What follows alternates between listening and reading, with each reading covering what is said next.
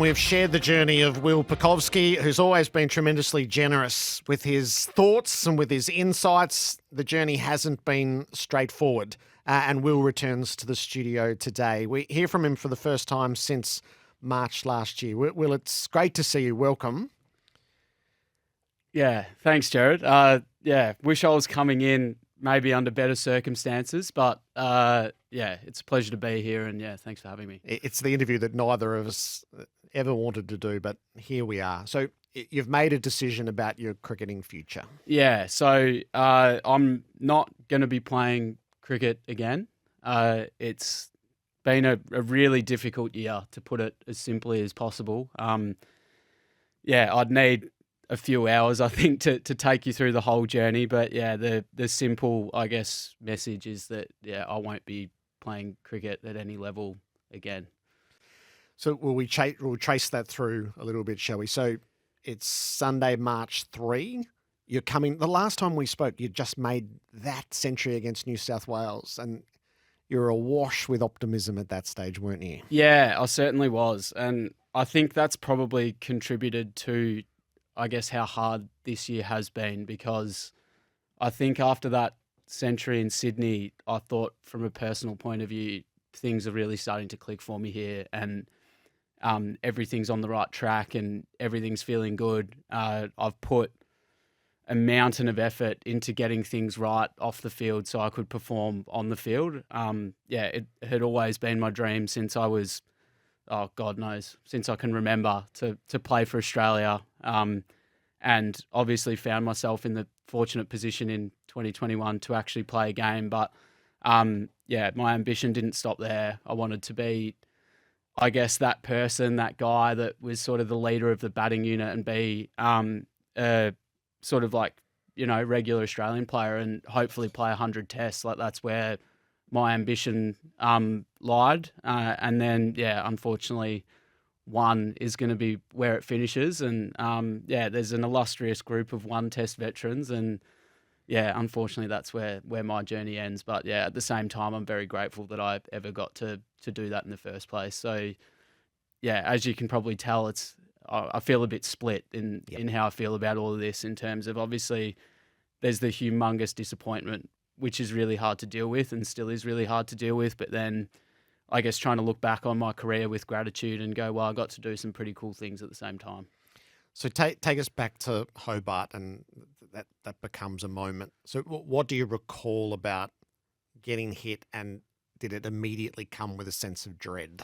I think I felt so bad immediately after getting hit in a physical sense that the dread probably came a bit later, to be honest. It was obviously a pretty gruesome knock. I've seen it a couple of times back, and it's certainly not pretty. And Riley Meredith is probably one of the fastest bowlers in Australia or the world. And it unfortunately got me in a pretty bad spot. And then I guess from there, it was quite tough, because the couple of months post that were really, really tough from a physical point of view.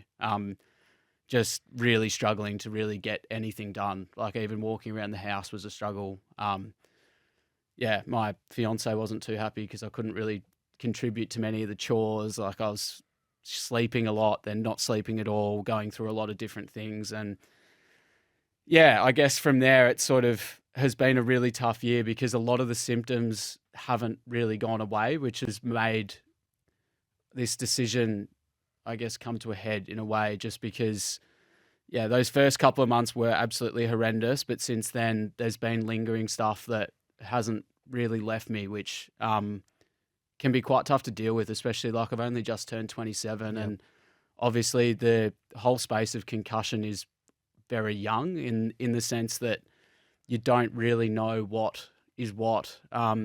Even speaking to a lot of specialists, which I have over the last year, like, I guess a big part of my journey has been trying to seek answers and trying to see if there is a way to navigate through this. You learn pretty quickly that this is a very difficult space to deal within, I guess, in terms of the fact that a lot of the research isn't quite there yet. There's a lot of not a lack of understanding, because everyone's obviously trying their best, but probably just that the technology isn't quite there to fully understand what is what. And yeah, when you have symptoms for over a year, plus I've had ongoing symptoms that have troubled me for numerous years that have been really hard to deal with. Yeah, it can be quite difficult to go, okay, how am I actually getting out and playing professional sport again when, a year after getting hit in the head, I'm still sort of struggling to live my life how I would like to. There was a medical tribunal put together for you. How did that resolve? Yeah, so that was also a complex part of the process. So cricket put together a medical panel of experts that I'm trying to think when it was. I think it was sort of like early June, maybe late May. And the initial plan was that I be symptom free when that panel sat. And basically, the other thing was in my head, I was always very much like, I don't want to make an official call on this until I'm symptom free. Like I felt like I owed that to myself because you're always going to be somewhat compromised. I think if you're still struggling with symptoms, it's pretty hard to make a huge decision like that. And the medical panel, recommended that I be retired from professional cricket. So that was, sort of late May, early June. And then that was obviously a really difficult thing to come to terms with, just because, as I said, probably that 6 months preceding that made it even harder because I had felt like I'd really sort of gotten over the hill with a few things. And felt like everything was starting to work out how I wanted it to, in a sense. So recommended but didn't mandate, is that right? Did they actually retire you? How did that work? It's a very good question. I don't think I even know the answer to that, to be honest. I think technically you can't make anyone retire from anything. I could be wrong on that. I'm no expert when it comes to that stuff, but it got made clear to me that it was a strong recommendation, but the final decision ultimately, I guess, was up to me. And basically, since then I've spent a ridiculous amount of time trying to find different answers, seeing a heap of different experts, trying to understand what, I guess, the brain injury is that I have. Like, what have I sustained and why is this so ongoing? Why have I had all these problems over quite a long period?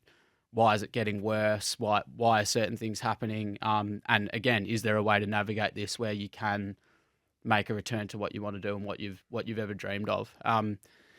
And I guess that journey's taken me to some weird and wonderful places. And I guess the difficulty of this is that fear of the unknown where, a lot of the answers you get, and like this is not me disrespecting any medical experts because I know their job's really hard and they're amazing at what they do. But even in this field, you hear different things about why you're experiencing what you're experiencing from people with sort of similar training in a way, which is obviously just the complex nature of the brain and my particular injury as such.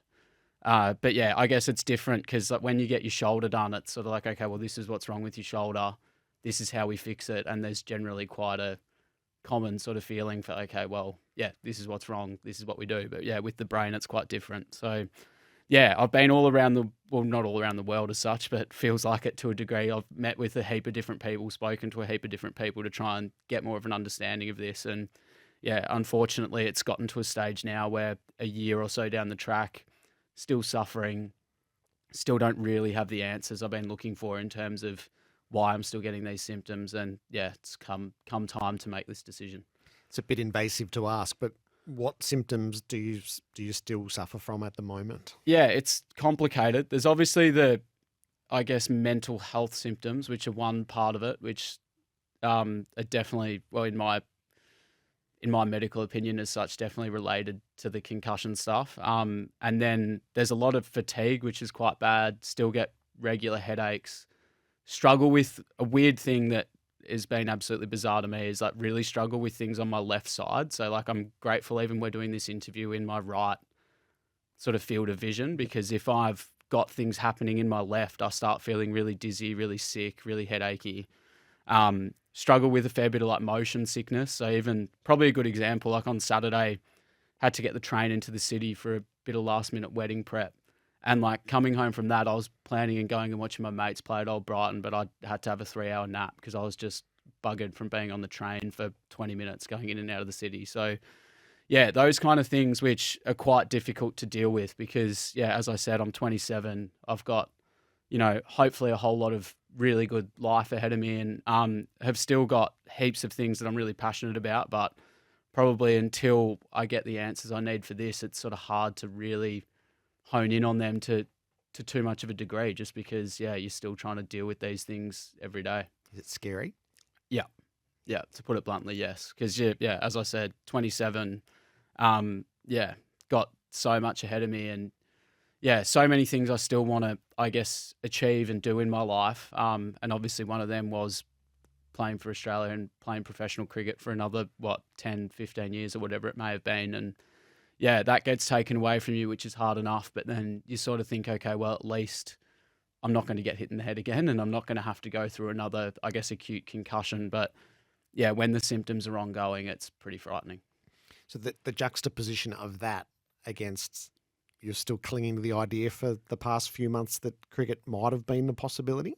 Well, yeah, it's just been, it's hard to sort of say because you definitely have been just thinking like, is there a way to navigate through and get back there? And I think maybe over the last, few months, you eventually, like, I guess your mind slowly ticks over. Like there probably wasn't a moment where you go, oh, this is the day, but it's just like, okay, it's been sort of 8 months now. Things haven't really changed or, even at the 6 month stage, it's been 6 months, like what's going on here sort of thing. It's been, obviously you want to hold on to that dream for as long as you can and until it's officially over, it's still sort of there. But, the flip side to that is that, you just want to feel better because you just want to live your life normally. And, you get to a stage where you just go, I just can't get hit in the head again. I just don't want to ever go through an acute concussion and I don't want to risk doing any more damage to my brain than what's already been done because, I sort of, the hard bit to come to terms with to a degree as well is I know what I was like before I suffered these concussions and I know what I'm like now. My family have noticed a bit of a difference in me as well, and my friends and, that part is quite scary and it's quite scary for them as well. So, it gets to a stage where as hard as it is, I think you just come to a point where you have to accept it. What's your support network like in terms of, are you in contact with other athletes who have suffered what you're going through? Yeah, I have been. It's quite interesting actually because the experiences we all have seem to be quite similar, which, I guess it makes sense because if you've all got concussion related stuff, you sort of obviously have a lot of things in common, but the difficulties in almost navigating the medical process has been something that's been quite interesting. And it's quite nice to talk to people that are going through that as well. More so in the fact that you feel like you're getting different answers from different people, and that can also be really confusing. And sometimes I've done a bit of my own research, like literally just on my laptop at home, which I know is never a good thing to do. Dr. Google generally isn't the best doctor going around, but even speaking to them and finding out that, they've had trouble with similar things along the lines of, I've had different, medical experts tell me different things. And, I don't really know what's wrong with me either. Like all I know is that, my life's changed and it's not as easy as it once was. And there's these things I have to live with. And, the good thing is as well though, that I think this is going to evolve pretty quickly. And I'm sort of hopeful that, the space will move forward and there will be new evidence and new, whatever it may be, technology that may help people like me and other athletes that are suffering from this kind of thing. And I'm probably one of those people. I'm a probably solution-focused person. So I'm going to keep looking for those answers and, try and live the best quality life I possibly can. And do what I can to find those answers, I guess. I'm just curious, Will, as to how so cricket's what you've always loved, and then this is the torturous reality of it. How do you wrangle with what your relationship with cricket is? It's a very good question. I think, to be honest, it's given me enough sort of love and great things in my life that, I'm always going to have a positive relationship with it in that sense. Yeah, it's pretty tough at the moment. Like, I really struggled watching any of the cricket over the summer, like knowing I wasn't involved, especially sort of the Test series and yeah, even tracking the Vic Shield stuff was pretty hard because you're like, I'm just desperate to be part of it, and it's yeah hard being on the sidelines in that regard. But I think long term, like it's been probably my first great love in a way. So you sort of, yeah, you're always going to come back and you always got that desire to help in any way, shape or form. And yeah, part of that is, yeah, I've always been super passionate about different elements of sport. Like I love all sports and obviously cricket's a massive part of that. And yeah, if I can't play at the level that I want to play at, then hopefully helping other people get there or potentially in the long run working in like the sports administration side. Like I've always been pretty passionate about business and sports business and that kind of thing. And also that high performance side and getting the best out of people. So yeah, the beauty is there's always different avenues to sort of get that fix. And yeah, unfortunately it won't be playing anymore, but yeah, I'm hopeful that there's definitely still something there for me. What does your baggy green mean to you? What does it mean? So many different things. Like probably pride's number one. Just to actually get there. I guess no one really knows what you go through to get something like that. And I sort of know how difficult it was, especially navigating all this sort of concussion stuff and the mental health stuff around it. Yeah, I know how hard it was to get to that day. And yeah, it's probably just going to be one of those things where I'll always smile whenever I think about it, just because, yeah, it was such a special moment. And yeah, unfortunately, I only got to wear it once instead of 100 times. But, you know, once is still, I think when you grow up and you're 5 and you're 10 and you're watching that kind of stuff, you probably just think if I just get to wear it once, it would be the best. So I try and sort of sit in that energy as much as I can and just go, you know what, wasn't meant to be in the long term in that sense. But yeah, to have one is just the absolute best, to be honest. Did you get that test number tattooed? Yeah, on the ankle. So Dad and I went and got it on our ankles. Yeah, that was a promise. We were 10. Oh, I was 10. Dad was a bit older. But yeah, had to stick that one out. So you're going to move into coaching? It's definitely something that I'm really passionate about. And at the very least, giving it a go. So yeah, I'm going to be coaching the MCC next year, which is really exciting. That's always felt like a second home to me. And I've always felt the love and the support of the MCC whenever I've been, you know, playing at higher levels or playing for them. And, you know, I've been around there since I was 11 or 12, I think, from their junior academy all the way through. And coaching is something that I've always wanted to sort of is scratch that itch, the right yep. terminology. Yeah, so that's one of 3 or 4 things that I think I'm, to be honest, like in a weird way, really excited about just giving a go and sort of seeing where that sort of takes me. I don't know what it's going to be. I don't know what it's going to look like. All I know is that it is something that I'm really excited about doing next year. And yeah, whatever comes of that comes of it. And on a life front, you're getting married on Friday? Yes. So that's big news. That's exciting. Yeah, that's come around very quickly as well. So yeah, my fiance's been absolutely incredible throughout all of this. And yeah, sort of knowing I'm marrying her at the end of all of this has been a pretty, I guess, grounding thing where you just sort of go, okay, well, yeah, there's a lot of stuff going on, but there's also more important things in the world. And yeah, I'm super excited for Friday. So that's M? Yeah, right? M, yeah. When did she, so how much of this journey have you shared with her? A fair bit. So we started seeing each other, I want to say like a year before my test debut, give or take. She is one of those people that is so supportive and so loving, but could not find cricket more boring and could not hate it anymore, which I think balanced me out perfectly because regardless of what I did, she didn't really care. But yeah, she's been through it all. Like she sees all the difficult times, which a lot of people don't. Even my best mates, they don't see a lot of the really tough sort of parts of it.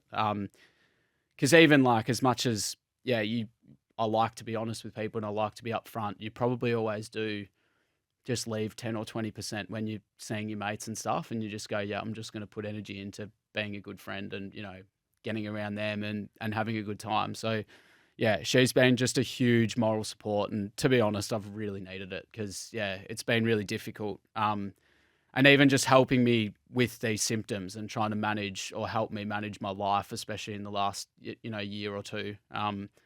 And yeah, all the mental health stuff as well. She's just been, nothing short of incredible. But I don't want to give too many of my vows away for Friday. Yeah. We'll leave it. So just as we close, the act of picking up the cricket bat and batting, which if you say 5, 10, so clearly that's been most of your life. Do you cast your mind forward to kids and the like?